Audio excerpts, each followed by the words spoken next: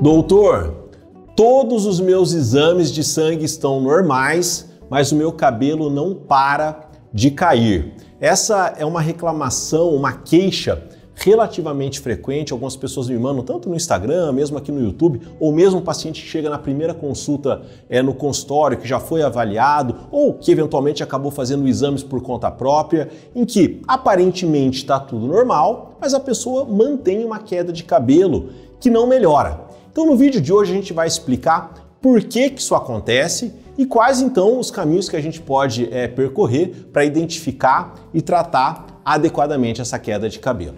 Mas antes de começar, lembrar que o nosso canal fala de dermatologia, em especial de tratamentos capilares. Toda semana a gente tem vídeo novo aqui no canal. Então se você é novo por aqui, não deixe de se inscrever. Se você já conhece o nosso conteúdo, aperte o botão de curtir, porque isso nos ajuda a chegar a muito mais pessoas.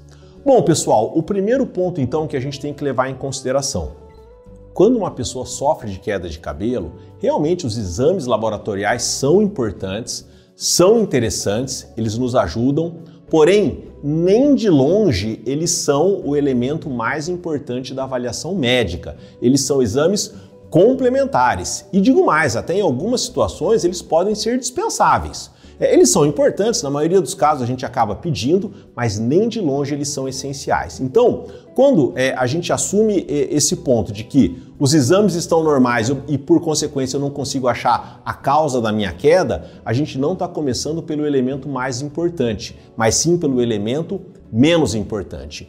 E qual que é o elemento mais importante? O elemento mais importante é a conversa com o médico, é o que a gente chama de anamnese. Então, na consulta, a gente vai perguntar quando que a queda começou, quais que são as características, que região do couro cabeludo, como é que está a tua saúde, que remédios que você toma, e isso vai nos ajudar bastante.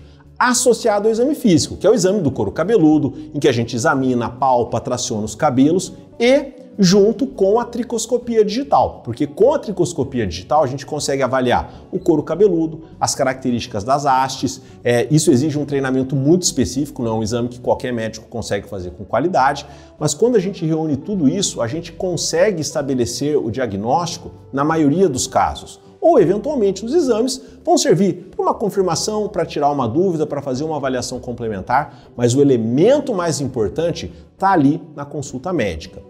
E agora vem um dado fundamental. A maioria dos pacientes que sofrem de queda de cabelo, independente da causa, não tem alterações laboratoriais. Então a maioria dos pacientes não tem nenhuma alteração laboratorial. Ou eventualmente até tem algumas alterações laboratoriais, mas que não são a causa direta da queda de cabelo. Então eu vou dar alguns exemplos das situações mais comuns. Por exemplo, o processo de calvície, tanto no homem quanto na mulher. A maioria das pessoas que sofrem com o processo de calvície, que tem uma tendência genética, essa pessoa não tem nenhuma alteração laboratorial. No caso da mulher, às vezes pode acontecer algumas alterações hormonais, como por exemplo a síndrome dos ovários policísticos, mas muito na conversa, na anamnese, a gente já consegue identificar alguns fatores de risco e, enfim, os exames podem ajudar a fazer essa identificação. Porém, nós sabemos novamente que nesse caso não é o exame que vai dar o diagnóstico. O homem que sofre com a calvície genética, ele a princípio não tem nenhuma alteração hormonal. Então é o exame clínico, é o histórico que vai definir o diagnóstico, levando em conta que a calvície de origem genética é a principal causa de perda capilar, tanto no homem quanto na mulher. Uma outra situação, como por exemplo a alopecia areata, temos múltiplos vídeos aqui no canal falando da alopecia areata. Ela faz geralmente aquelas falhas, ficam aquelas áreas lisas no couro cabeludo, e ela é o que nós chamamos de doença autoimune. A pessoa nasce com essa predisposição e a maioria das pessoas também que sofrem com alopecia areata não tem nenhuma alteração laboratorial. Porém, eventualmente, alterações laboratoriais podem se associar e agravar esses problemas. Então nada impede que, além, por exemplo, desses problemas, o paciente não tenha de repente uma anemia, não tenha uma deficiência de ferro, não tenha uma alteração na função da tireoide. Isso pode impactar também na queda de cabelo. Então muitas vezes, mesmo tendo um diagnóstico, a avaliação laboratorial é importante. Porém, novamente, ela é secundária. E realmente existem algumas situações em que o diagnóstico vem dos exames laboratoriais. Isso não é o mais comum, mas muitas vezes acontece. Então, os pacientes que sofrem, por exemplo, do eflúvio, né? O eflúvio é uma alteração no ciclo de crescimento do cabelo, em que a gente tem uma quantidade maior de cabelos caindo do que o habitual por uma alteração no ciclo de crescimento do cabelo. A gente tem vídeo aqui no canal falando a respeito do eflúvio, a gente tem um vídeo falando do cabelo, se ele cai com a raiz, se ele cai sem a raiz, mas no eflúvio é isso que acontece. A gente não tem uma doença do couro cabeludo, mas a gente tem uma alteração no ciclo.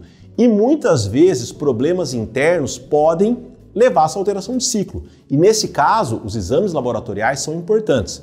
Porém, alterações laboratoriais são apenas uma parte dos problemas que podem levar a eflúvio. Então tem pacientes que têm eflúvio porque fizeram uma dieta muito restritiva, perderam peso muito rápido. Tem pacientes que têm eflúvio após quadros infecciosos. Então o paciente teve dengue, teve covid. A gente também tem vídeo no canal falando a respeito dessas situações. E em função disso ele está apresentando queda de cabelo. Uma outra situação que pode levar à queda de cabelo é o uso de medicamentos. Também temos vídeo falando a respeito disso. Então, o paciente começa a usar um anticonvulsivante, um anticoagulante, um antihipertensivo e começa a ter queda de cabelo. Isso a gente vai identificar na história. E aí o ponto principal é a troca ou a suspensão desses medicamentos e não os exames laboratoriais. Então, observem que quando a gente olha apenas para o exame, a gente está olhando para uma pequena fração da avaliação e que nem é a mais importante. Então, o que eu digo para você que sofre com queda de cabelo, tem exames laboratoriais que a princípio são normais, isso é uma boa notícia, mas é claro, a gente quer identificar a causa do problema. E aí, repassarmos todos esses pontos que eu falei com vocês vão ser importantes para que a gente consiga definir a causa. Porém, existe uma situação que nós chamamos de eflúvio crônico idiopático, em que a avaliação clínica é praticamente normal, a gente muitas vezes percebe um maior desprendimento dos fios, mas a densidade capilar é normal, a gente vê que não está tendo um afinamento, a gente não observa áreas de falha no couro cabeludo, os exames estão todos normais, na história a gente não consegue achar nenhum gatilho ou nenhum problema que leva à queda de cabelo, ou seja, aparentemente tudo está normal e a pessoa mantém a queda de cabelo por um período crônico, né, classificado como maior que 6 meses. E nessas situações é o que a gente chama de eflúvio crônico idiopático. E o que quer dizer idiopático? Na verdade é uma palavra, né, que a gente usa em medicina para dizer que a gente não consegue identificar a causa. E isso existe. Dos eflúvios crônicos, 1/3 mais ou menos dos pacientes a gente não consegue identificar a causa e nessa situação a gente pode tratar diretamente, usar alguns medicamentos que aumentam a fase de crescimento do cabelo como o minoxidil e o principal, manter o acompanhamento ao longo de meses, ao longo de anos, comparando as fotos para termos certeza que a pessoa não vai evoluir com uma perda capilar mais importante ou com um afinamento capilar. Porque nessa situação, apesar da queda aumentada, eu costumo dizer que essa pessoa está trocando de cabelo. O cabelo está trocando mais rápido, tem muito cabelo caindo, mas tem muito cabelo nascendo e, no fim das contas, há uma certa estabilidade no volume capilar a médio prazo. Porém, a gente tem que ter certeza que isso vai acontecer e, para isso, é só o acompanhamento que vai nos dar essa garantia. Por isso, pessoal, se você está sofrendo com queda de cabelo, teus exames estão normais, a gente tem que repassar todos esses pontos. Talvez o mais provável é que a gente vai identificar um diagnóstico com toda essa análise que eu comentei com vocês e eventualmente ter alguns casos de eflúvio crônico que felizmente são mais benignos, mas que de qualquer forma demandam um acompanhamento. É isso, pessoal, nos vemos no próximo vídeo.